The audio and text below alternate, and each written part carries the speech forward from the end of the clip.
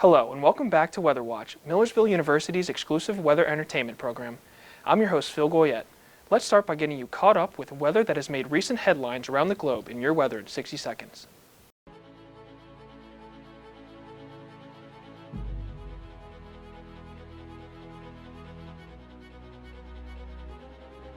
A Halloween snowstorm, a large Iranian earthquake, and raging fires in Australia are all part of your weather in 60 seconds.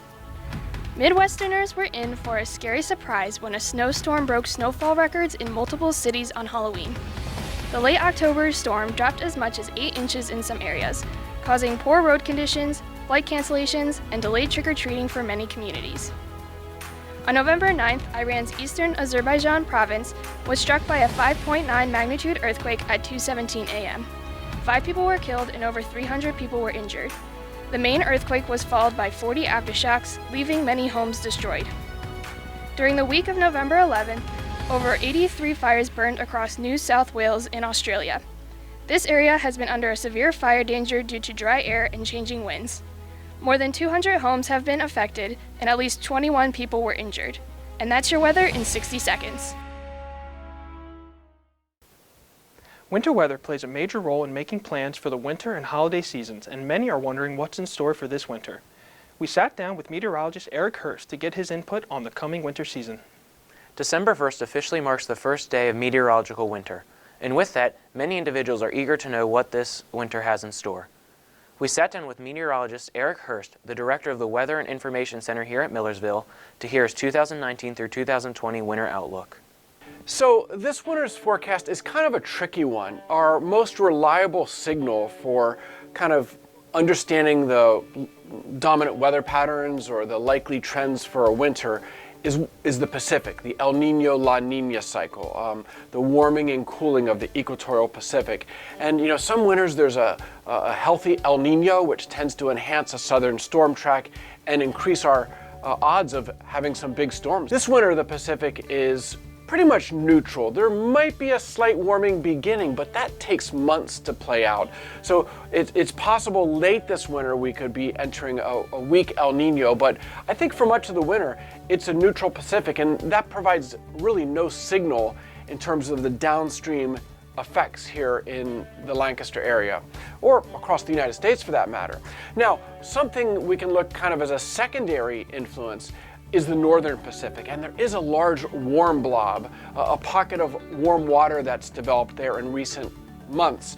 And that, in past winters, has tended to help encourage ridging in western North America, like along the west coast of Canada. And if that's the case, that does help drive Arctic air southward into the United States. So with that in mind, I think the best chance for a colder than normal winter would be northern Rockies, northern plains, perhaps into the Great Lakes, with here in Pennsylvania some glancing shots of Arctic air, but also some mild spells. And so my thinking temperature-wise is that it might all average out to near normal this winter when it's all said and done, that we have these cold spells and warm spells that kind of alternate. And really that's not all that unusual for here in the mid-Atlantic region to have kind of that temperature roller coaster ride through the winter. In terms of precipitation, again, without El Nino, I'm not thinking there's going to be a lot of big coastal storms. Perhaps more of a clipper storm track off the Pacific across the United States. And those can still produce snow or wintry mix or even ice here in the Susquehanna Valley, but they rarely lead to crippling storms. Every now and then they can blow up when they reach the coast, but that typically impacts New England, not Lancaster. And so I think when it's all said and done, we may have our fair number of storms and maybe a greater than normal number of nuisance snows, those small coating to a few inch storms, but perhaps we don't see any big storms, or if we do, maybe it's not until later in the winter when some kind of El Nino influence begins to strengthen that southern jet. So I guess kind of summarizing things, temperatures likely within a degree of average when you take the whole winter period and do the calculations that we come out somewhere near average, and precipitation wise perhaps a bit above average with that active clipper track, but I think perhaps an equal amount of rain and snow here in the Lancaster area, so that with the cold air coming and going, they won't all be snowstorms. They rarely are.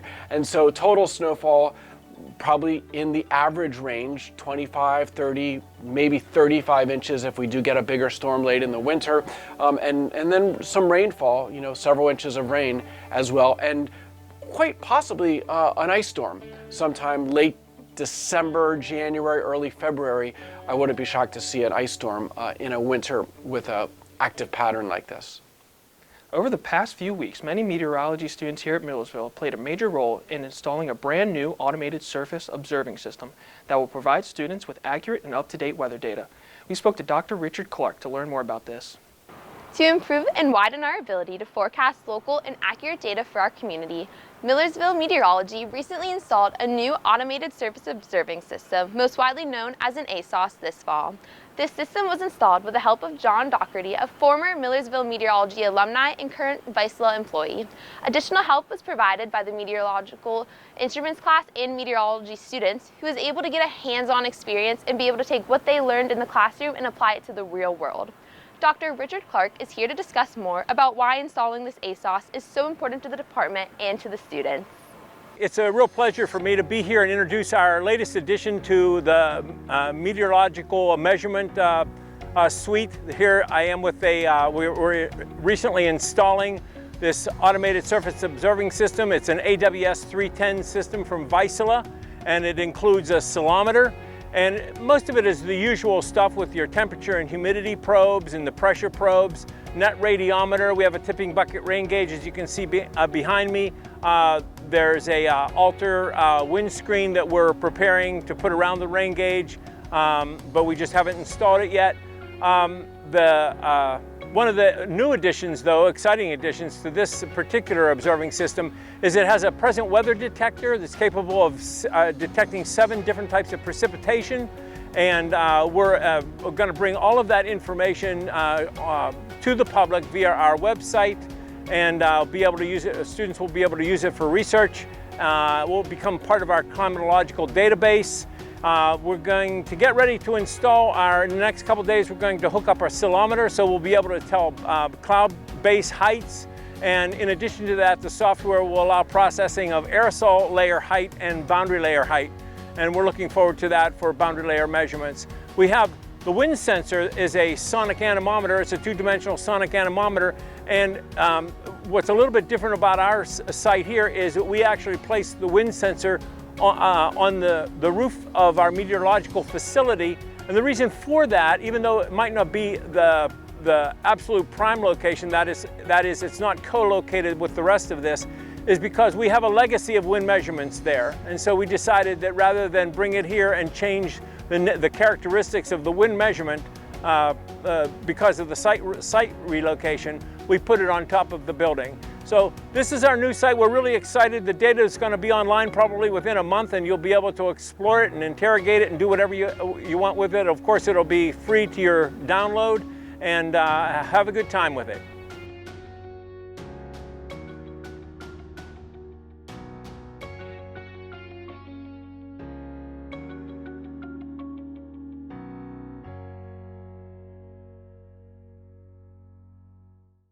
Thank you, Dr. Clark. This new ASOS machine will provide Millersville with a ton of new and unique data to help the students improve their forecasts.